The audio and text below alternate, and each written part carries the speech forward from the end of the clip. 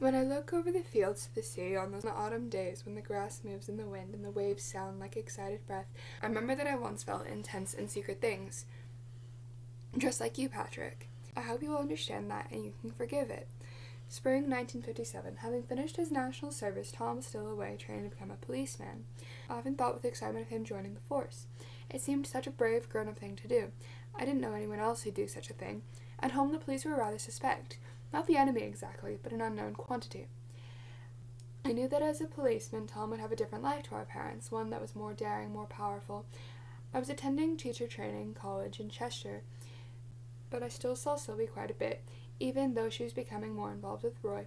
And once she asked me to go to the roller rink, but when I got there, she turned up with Roy and another boy called Tony, who worked with Roy at the garage. Tony didn't seem to be able to speak much, not to me anyway. Occasionally he'd shout a comment to Roy as we skated around, but Roy didn't always look back. That was because his eyes were caught up with Sylvie's. It was like they couldn't look anywhere else, not even where they were going. Tony didn't hold my arm as we skated around, and I managed to get ahead of him several times. As I skated, I thought of the smile Tom had given me on the day he'd announced he was joining the catering corps, how his top lip had disappeared above his teeth and how his eyes had slanted. When we stopped for a Coke, Tony didn't smile at me. He asked me when I was leaving school, and I said, "Never. I'm going to become a teacher." And he looked at the door like he wanted to skate right through it. On one sunny afternoon, not long after that, Sylvie and I went to Preston Park and sat on the bench beneath the elms, which were lovely and rustly, and she announced her engagement to Roy. "We're very happy," she declared with a secretive little smile. I asked her if Roy had taken advantage of her, but she shook her head, and there was that smile again. For a long time we just watched the people going by with their dogs and their children in the sunshine. Some of them had cones from the rotunda. Neither Sylvie nor I had the money for ice cream, and Sylvie was so silent, so I asked her, "How far have you gone then?" Sylvie looked over the park, swinging her legs back and forth impatiently. "I told you," she said. "No, you didn't." "I'm in love with him," she stated, stretching out her arms and closing her eyes. "Really in love." I found hard to believe. Roy wasn't bad looking, but he talked too much about absolutely nothing. He was also slight. His shoulders didn't look as though they could bear any weight at all. "You don't know what it's like," Sylvie said, blinking at me. "I love Roy, and we're going to be married." I gazed at the grass beneath my feet. Of course I couldn't say to Sylvie, "I know exactly what it's like. I'm in love with your brother." I know I would have ridiculed anyone who was in love with one of my brothers, so why should Sylvie have been any different? "I mean," she said, looking straight at me, "I know you've got a crush on Tom, but it's not the same." Blood crawled up my neck and around my ears. "Tom's not like that, Marion," said Sylvie. For a moment I thought of standing up and walking away, but my legs were shaking and my mouth had frozen in a smile. Sylvie nodded towards the lad passing by in a large cornet in his hand. "Wish I had one of those," she said loudly. The boy twisted his head and gave her a quick glance, but she turned to me and gently pinched my lower arm. "You don't mind that I said that, do you?" she asked. I couldn't reply. I think I managed to nod. Humiliated and confused, all I wanted was to get home and think properly about what Sylvie had said. My emotions must have shown on my face, though, because after a while Sylvie whispered in my ear, "I'll tell you about Roy." Still I couldn't respond, but she continued. "I did let him touch me." My eyes shifted towards her. She licked her lips and looked at the sky. "It was strange," she said. "I didn't feel much except scared." I fixed her with a stare. "Where?" I asked. "Round the back of the region." "No," I said. "Where did he touch you?" She studied my face for a moment, and seeing I wasn't joking, she said, "You know, he put his hand there." She gave a quick glance down at my lap. "But I've told him the rest will wait until we're married." She stretched back on the seat. "I wouldn't mind going the whole way, but then he won't marry me, will he?" That night, before sleep, I thought for a long time about what Sylvie had said. I imagined the scene again and again, the two of us sitting on a bench, Sylvie kicking her skinny legs out and sighing as she said, "I did let him touch me." I tried to hear her words again, to hear them clearly, distinctly. I tried to find the right meaning in what she said about Tom, but whatever way I formed the words, they made little sense to me. As I lie on my back in the dark, listening to my mother's coughing and my father's silence, I breathed into the shade I'd pulled up to my nose and thought, "She doesn't know him like I do. I know what he's like." My life as a teacher at St. Luke's began. I'd done my best to put Sylvie's comment out of my mind and had gotten myself through training college by imagining Tom's pride in me and hearing I'd successfully become a teacher. I had no grounds for thinking he would be proud of me, but that didn't stop me from picturing him arriving home from his police training walking up the Burgess family's front porch, his jacket slung carelessly over one shoulder, whistling. He'd pick Sylvia up and swing her around, and my fantasy brother and sister were best of friends. Then he'd go to the house and peck Miss Burgess on the cheek and hand her the gift he'd carefully selected, Cody's attar of roses, perhaps, or, more racily, Shalimar. And Mr. Burgess would stand in the living room and shake his son's hand, making Tom blush with pleasure. Only then would he sit at the table, a pot of tea and a Madeira cake set in front of him, and ask if anyone knew how I was getting on. Sylvia would reply, "She's a school teacher now. Honestly, Tom, you wouldn't recognize her." And Tom would smile a secret smile and nod, and he'd swallow his tea and shake his head and say, "I always knew she was capable of something good." I had this fantasy in my mind as I walked up Queen's Park Road on the first morning of my new job. Although my blood fluttered around my limbs and my legs felt as though they might buckle at any moment, I walked as slowly as I could in effort to keep myself from sweating too much. I'd convinced myself that as soon as term began, it would turn cold and possibly wet, so I'd worn a woolen vest and carried a thick Fair Isle cardigan in my hand. In fact, the morning was unnervingly bright. The sun shone on the school's high bell tower and lit up the red bricks with a fierce glow. Every window pane glared at me as I walked through the gate. I'd arrived early, so there were no children in the yard. The school had been shut down for weeks over the summer, but even so, as I went into the long empty corridor, I was immediately assailed by the smell of sweet milk and chalk dust mixed with children's sweat. It was a special soiled aroma all of its own. Every day from then on, I'd come home with the smell in my hair or on my clothes. When I moved my head on the pillow at night, the taint of the classroom shifted around me. I'd never fully accepted that smell. I learned to tolerate it, but I'd never ceased to notice it. It was the same with the smell of the station on Tom. As soon as he got back to the house, he'd take off his shirt and have a good wash. I always liked that about him, though it occurs to me now that he may have left his shirt on for you, Patrick, that you might have liked the bleach and blood stench of the station. That morning, trembling in the corridor, I looked up at the large tapestry of St. Luke on the wall. He stood with an ox behind him and a donkey in the front. With his mild face and neatly clipped beard, he meant nothing to me. I thought of Tom, of course, and of how he would have stood with his chin set in a determined pose, the way he would have rolled up his sleeves to show muscled forearms, and I also thought about running home.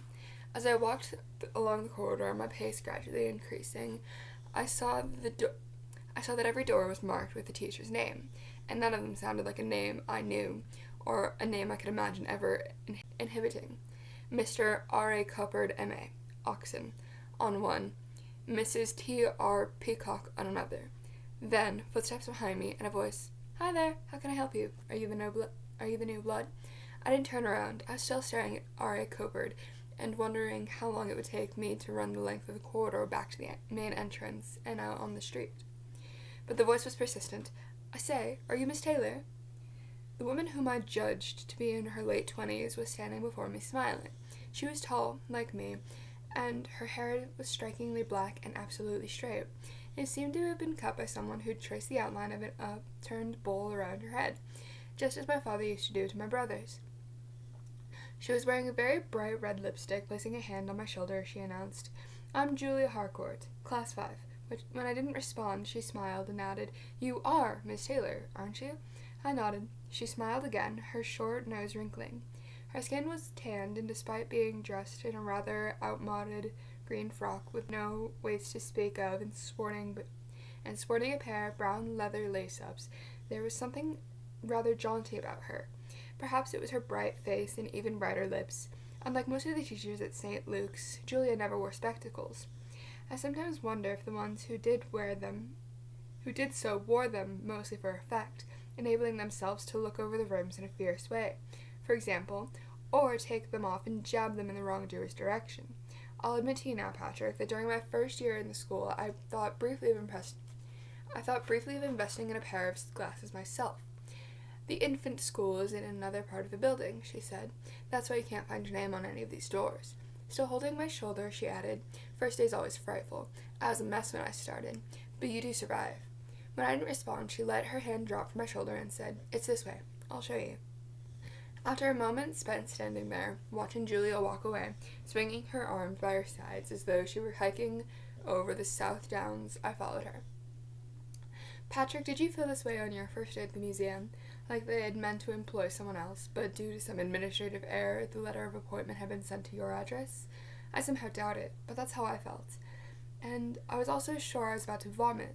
I wondered how Miss Julia Harcourt would deal with that, with a grown woman suddenly turning pale and sweaty and throwing up her breakfast all over the polished corridor tiles, splashing the toes of her neat lace-ups. I didn't vomit, however. Instead, I followed Miss Harcourt out of the junior school and into the infants, which had its own separate entrance at the back of the building.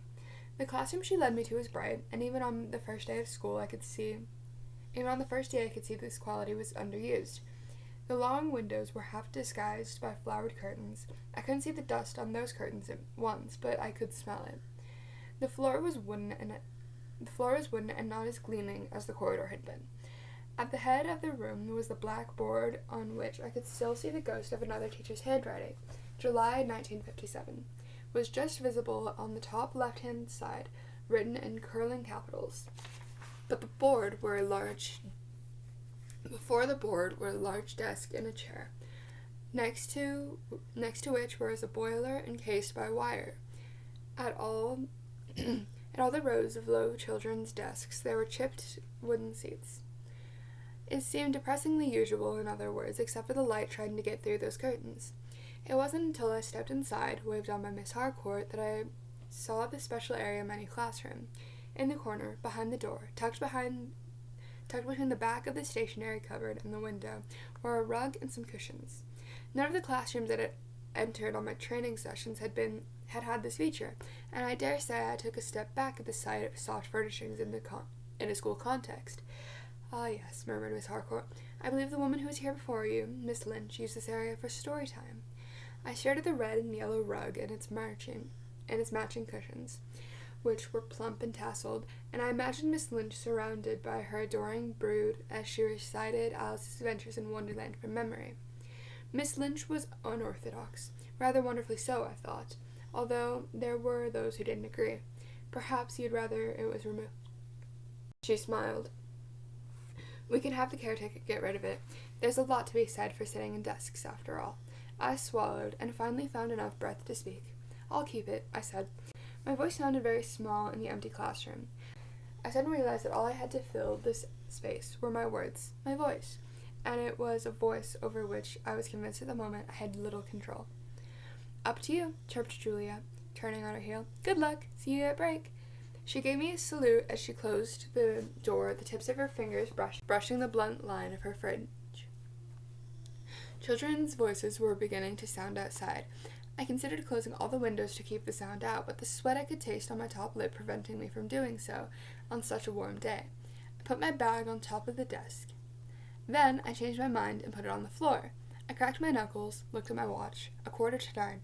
I paced the length of the room, looking at the distempered bricks, my mind trying to focus on some piece of advice from training college. Learn their names early on and use them frequently was all that could come to me.